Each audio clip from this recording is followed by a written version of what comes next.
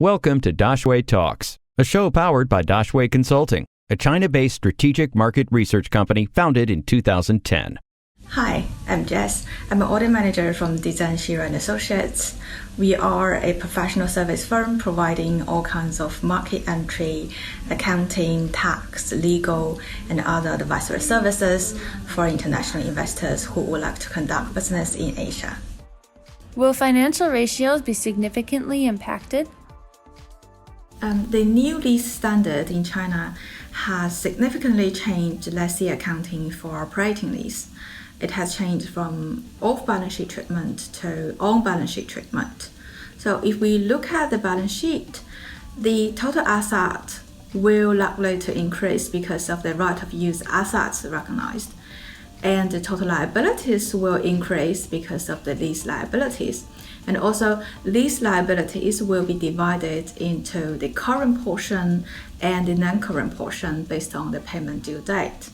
So this will have a significant impact on various financial indicators, such as return on assets, which is likely to decrease, and it would also affect your gearing ratio, which would likely to increase because of the lease liability recognized. And also, if we look at the income statement, the new standards will affect the income statement by recognizing depreciation expense of the right of use assets and interest expense of leased asset of the lease liability. So it will affect the earnings before interest and taxes. You would likely to see an increase in EBITDA because depreciation and interest expenses are excluded from this metric. Also, for lessees, the total expense recognized in the income statement will be front-loaded, meaning that the total expense for the first few periods immediately after the inception of the lease will be larger than the amount that would have been reported under the old standards. So be mindful about that when interpreting the financial ratios. And if we look at the cash flow statement of a company, the operating lease payments under the old lease accounting are included in cash flows used in operating activities. However, under the new standards, repayment of lease liability and interest will be included in cash flows used in financing activities according to the Chinese accounting standards. Of course, there will be exceptions. For example, the short-term lease payments and the lease payment for low-value assets, as well as variable lease payments, will still be included in cash flows used in operating activities. So because of these changes in various ratios, applying the new lease accounting may affect your bank covenants calculation. So it's very important to plan ahead and talk to your creditors about potential impact. What disclosures should investors expect to help explain the new lease accounting? The new lease accounting in China requires companies to disclose both qualitative information and quantitative information about leases. As to the qualitative information, investors would be able to learn about the accounting policies regarding leases. For example, have the company applied any simplified treatment for short-term lease or low-value leases? And if yes, what's the amount of rental expense recorded in the income statement for the year? And also, are there any sales and leaseback arrangements, and what's its impact on the P&L? Are there any sublease arrangements, and how much income has a company gained from such arrangements? And also, there will be disclosures about are there any variable lease payments.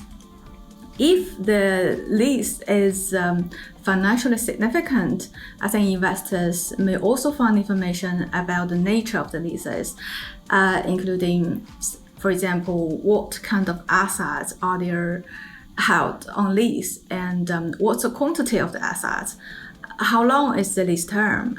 Are there any option to renew or terminate the lease? And what are the key judgments as to whether the company will exercise that option? As to the quantitative side, investors will be able to see a movement of the right of use assets. So if you see some additions to the right of use assets, that's likely to be the new leases the company entered into during the year.